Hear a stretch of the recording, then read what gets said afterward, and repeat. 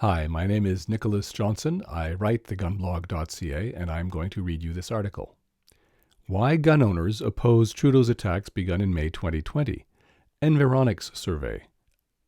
11th of October 2022. TheGunBlog.ca. A newly released survey of Canadian gun owners prepared for the government of Prime Minister Justin Trudeau shows why so many people oppose the mass criminalizations and confiscations he ordered in May 2020. Details.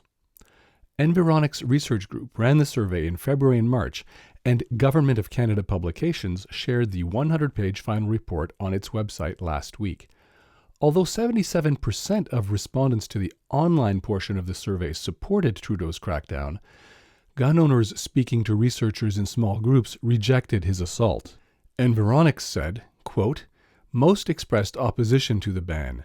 This ranged from passive cynicism and questioning of the government's motives to more intense opposition, particularly from those who currently own newly prohibited firearms." End quote. Why it matters. The survey reflects some of the attitudes, beliefs, and values of Canadian gun owners. Most gun owners like mass gun confiscations. It shows the significant resistance Trudeau faces as he works to seize cherished personal and family belongings from honest citizens who don't want to surrender their goods. The report by Environics is the newest sign that his crackdown will fail. The survey details. Prepared for the Department of Public Safety, which is overseeing Trudeau's political attacks. Prepared by Environics Research Group. Contract date 29 November 2021. Delivery date 31 March 2022. Contract value $223,527.56. Methodology.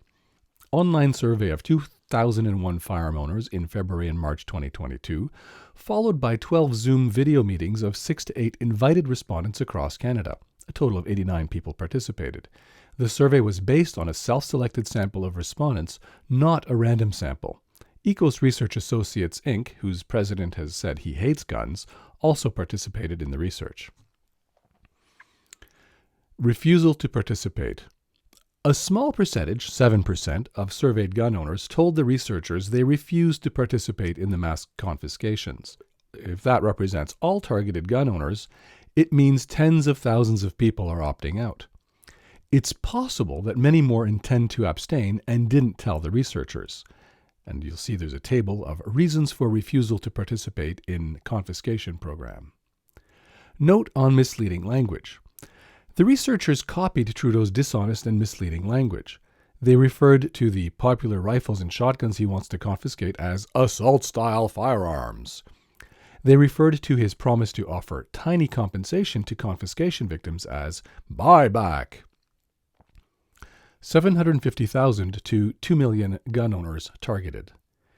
If the survey accurately reflects Canada's 3 million to 4 million gun owners, it shows a far higher number of people are targeted by Trudeau's attacks than previously estimated.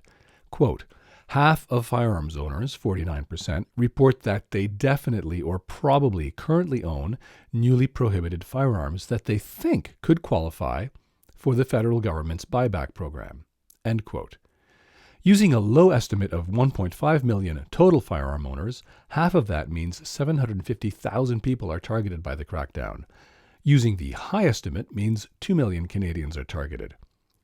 The number could be even higher if some survey respondents chose not to disclose they are targeted by Trudeau's attacks. Here are some more survey snippets that I selected from the Environics research report. They are direct quotes. There's 10 of them. 1. Among the small number who would refuse to participate in the buyback program, the main reasons are that they don't want to sell their firearms, feel they have a right to own these firearms, that the government should go after gangs and criminals instead, or that they are responsible gun owners. 2. It was also notable how many firearms owners described a highly emotional attachment to their guns. This was particularly the case for those with very large gun collections, many of whom had, quote, prohibited firearms. Some described their firearms in glowing terms and spoke of the craftsmanship and design of them and what their capabilities were. For the owners of newly prohibited firearms, being a firearm owner was often an integral part of their identity. 3. Those who possessed newly prohibited guns were more likely to be politicized, to follow gun blogs, and to have a very hostile attitude towards the ban on assault-style firearms. 4. It was also clear that many firearms owners are very sensitive to how they are viewed and depicted by the larger society. They described how they felt that most Canadians know nothing about guns and have many misconceptions and stereotypes about people who own guns. This sentiment was particularly common among those who owned a lot of guns and who personally identified with the firearms culture. They described how they felt that many of the gun control initiatives from the federal government seemed to be designed to stigmatize law-abiding gun owners and make them scapegoats for rising crime rates. 5. In general, reactions to the ban on assault-style firearms were quite negative, particularly on the part of those who currently own the types of firearms being banned. Most participants felt that the ban was unlikely to make a difference at all in the level of gun violence in Canada, and that it was politically motivated in order for the federal government to give the appearance of taking action to reduce gun violence. It was sometimes dismissed as theater and as a propaganda tool. Some went so far as to say that they felt this ban on assault-style firearms was the first step towards an eventual prohibition of all firearms. Those who do not personally own banned firearms are more passive in their opposition to the policy, as it does not directly affect them. 6. The most frequent criticism of the ban was tied to how many participants felt that they were being stigmatized, demonized, and turned into scapegoats for rising crime rates. 7. Some resented the whole premise of the program, as they opposed the ban, and they pointed out that it was a misnomer to call it a buyback program, since they had never bought their guns from the government in the first place. 8. There was a lot of skepticism about whether any buyback program could ever fairly compensate owners for the real value of their newly prohibited firearms. 9. Most participants indicated that they would grudgingly comply with the law and surrender their banned firearms and try to get what compensation they could.